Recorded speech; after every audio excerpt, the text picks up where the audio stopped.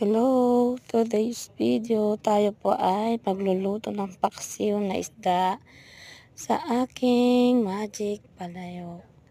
Ayan guys, i-prepare po natin ang ating paksiw. Titimplahan muna natin bago natin ilagay sa palayok. Nilagyan po natin yan ng bawang, sibuyas at luya, magic sarap, pamintang powder, suka, upang sa ganon ay lumasa na pati asin. Yan guys, pati siling green ay hindi dapat mawawala sa ating paksiw na isda.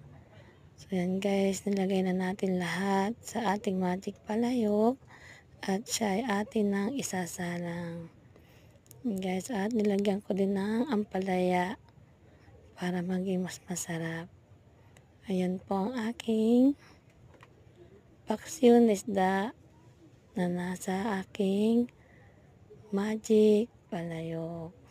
Yan guys, malapit na siyang maluto.